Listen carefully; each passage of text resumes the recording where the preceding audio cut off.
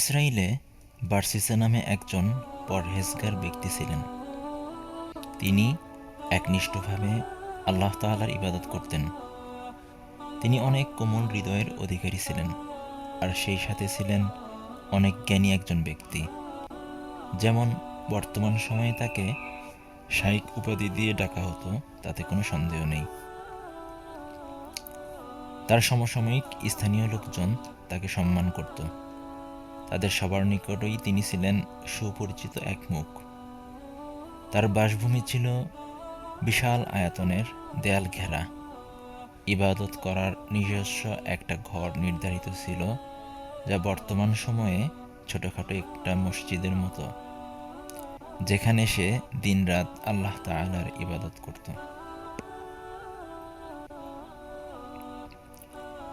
বার্সিসা যে অঞ্চলে থাকত, ওই একই জায়গায় তিনজন ভাই ছিল, যারা জিহাদে যাওয়ার জন্য প্রবল আগ্রহী ছিল। কিন্তু তাদের একমাত্র বোনকে নিয়ে তারা অনেক চিন্তিত ছিল। কারণ যদি তারা জিহাদে যায়, তাহলে তাদের বোনকে দেখাশোনা করবে কে? এরপর তারা ভাবল, আরে এজন্য তো বার্সিসা রয়েছে, যে আমাদের বোনকে দেখাশোনা করতে পারে। কারণ সে প্রতিনিয়ত আল্লাহ তাআলার ইবাদত করে, আল্লাহ তাআলাকে ভয় করে, লোকজন তাকে অনেক সম্মান করে। তাই তারা বার্সিসার নিকট গেল তাদের বোনকে তার নিকট রেখে যাওয়ার জন্যে।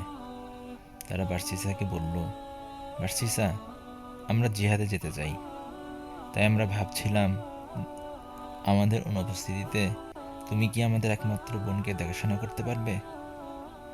বার্সিসা কাল বিলম্ব না করে বলল, আউযু বিল্লাহ, আমি আল্লাহর নিকট আশ্রয় চাই। নিঃসন্দেহে এটা শয়তানের একটা কূটকৌশল। তাই সে ভাইদের বলল, কোনোভাবেই সম্ভব নয়। তার এই কঠোর জবাব শুনে ভাইয়েরা ব্যথিত মনে ফিরে গেল। এরপর শয়তান তার নিকট চমকপ্রদ যুক্তি নিয়ে উপস্থিত হলো। সে বলল, বার্সিসা, ভাই আমার, এটা তুমি কি করলে? এই তিন ভাই জিহাদে যেতে চেয়েছিল, কত উত্তম কাজে যাবে, আর তুমি তাদের সহযোগিতা না করে ফিরিয়ে দিলে। বার্সিসা, তুমি যদি তাদের বোনকে দেখাশোনা না করো, তাহলে কে তাদের দেখাশোনা করবে? তুমি হচ্ছে এই অঞ্চলের সবচেয়ে সৎ ব্যক্তি, তোমার মতো দয়ালু আর কেউ নেই। এখন এই তিন ভাই যদি তাদের বোনকে অন্য কারো কাছে রেখে যায়, তাহলে সেই বোনের কি হবে বলে তুমি মনে করো? তখন বার্সিসা ভাবল, তাহলে মনে হয় আমার তাকে দেখাশোনা করা উচিত, কারণ এই ভাইয়েরা তো উত্তম একটি কাজে যাবে, তাদের আমার সহযোগিতা করা উচিত। তাই সে ভাইদের ডেকে পাঠালো আর বলল, আমি তোমাদের বোনকে দেখাশোনা করব, কিন্তু সে আমার সাথে থাকতে পারবে না। বরং আমার ইবাদত করার স্থানের পেছনের দিকে একটা বাংলো আছে, সেখানে থাকবে, আর আমি আমার বাড়িতে থাকব। ভাইয়েরা এই প্রস্তাব শুনে সম্মত হলো, বলল, ঠিক আছে, কোনো সমস্যা নেই।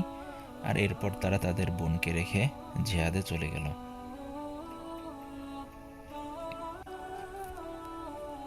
বার্সিসা ভাইদের বোনটির জন্যে খাবার তৈরি করে তার নিজের ঘরের বাইরে দরজার পাশে রেখে আসতো, আর ওই মেয়েটিকে খাবার নেওয়ার জন্যে তার নিজের বাংলো থেকে বের হয়ে হেঁটে এসে খাবারটি নিয়ে যেতে হতো।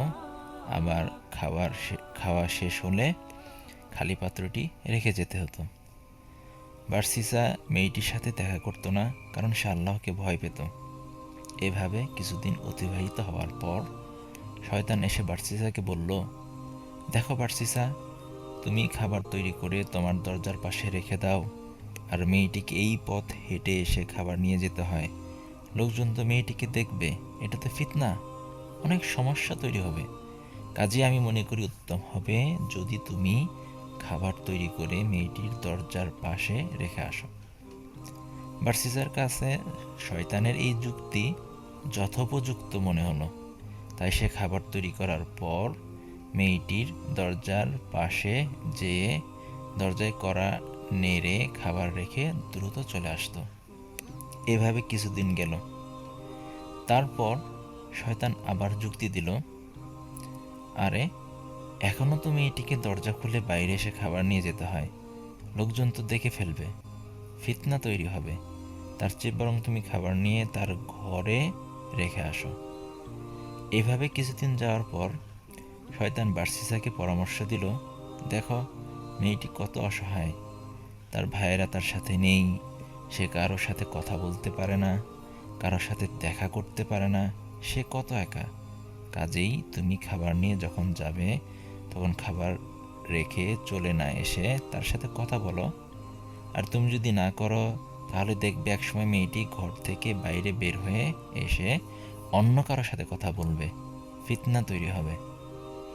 বার্সিসা আল্লাহকে ভয় করত, তাই সে যদিও খাবার ঘরের ভিতর পাঠানোর ব্যবস্থা করেছিল, তথাপি সে নিজে ঘরে প্রবেশ করত না। তাই সে খাবার দেওয়ার পর সে দরজার বাইরে দাঁড়িয়ে থাকতো আর মেয়েটির সাথে কথা বলা শুরু করলো। আর বাইরে থাকার কারণে তাকে মাঝে মাঝে জোরালো আওয়াজে কথা বলতে হতো, কারণ মেয়েটি তার কথা স্পষ্ট শুনতে পেত না। শয়তান বলল, বার্সিসা, তুমি এটা কি করছো? দরজার বাইরে দাঁড়িয়ে জোরে জোরে কথা বলছো, তার ঘরের ভেতরে যাও, তাহলে ভালোভাবে কথা বলতে পারবে। কাজেই বার্সিসা খাবার নিয়ে যাওয়ার পর ঘরের ভেতরে প্রবেশ করে কথা বলা শুরু করলো। প্রথম দিকে অল্প সময় ধরে কথা বললেও ধীরে ধীরে তা দীর্ঘ হতে লাগলো।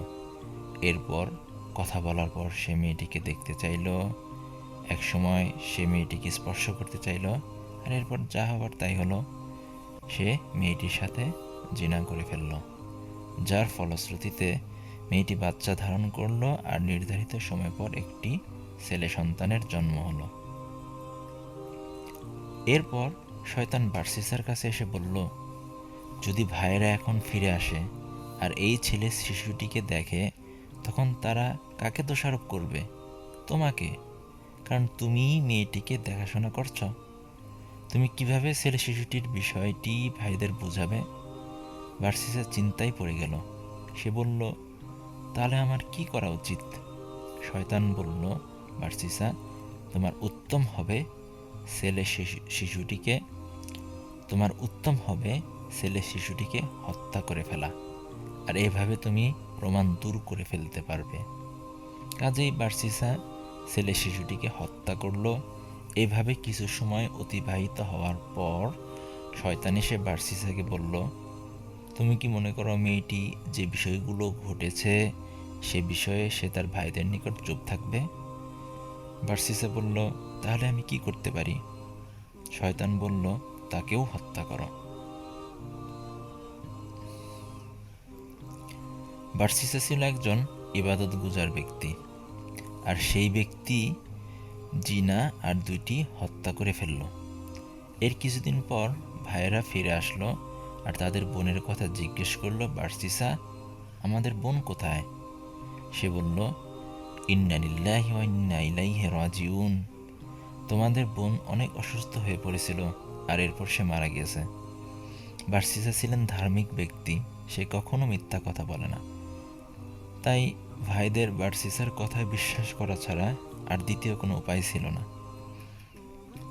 তারা বলল, তার কবর কোথায়? তখন বার্সিসা তাকে একটি নকল কবর দেখিয়ে বলল, এটাই তোমাদের বোনের কবর। ভাইয়েরা বোনের জন্যে আল্লাহর নিকট দোয়া করলো আর বাড়িতে ফিরে গেল। পরদিন সকালে এক ভাই অন্যদের বলল, জানো, গতকাল রাতে আমি একটি চমকপ্রদ স্বপ্ন দেখেছি। অন্য ভাইয়েরা বলল, আমরাও চমকপ্রদ স্বপ্ন দেখেছি, তো তুমি কি দেখলে? সে বলল, আমি দেখলাম আমাদের বোন অসুস্থ হয়নি, বরং সে গর্ভবতী হয়েছিল আর একটি ছেলে শিশুর জন্ম হয়েছিল, আর তাকে আর শিশুটিকে হত্যা করা হয়েছে। আর আমি আরও দেখলাম বার্সিসা আমাদের যে কবরটি দেখিয়েছিল সেখানে তাকে কবর দেওয়া হয়নি, বরং ভিন্ন স্থানে কবর দেওয়া হয়েছে। অন্য দুই ভাই বলল, আরে, আমিও তো একই স্বপ্ন দেখেছি। এরপর তারা তাদের স্বপ্নে দেখানো স্থানে যেয়ে মাটি করে সেখানে তাদের বোন আর শিশুটির লাশ দেখতে পেল।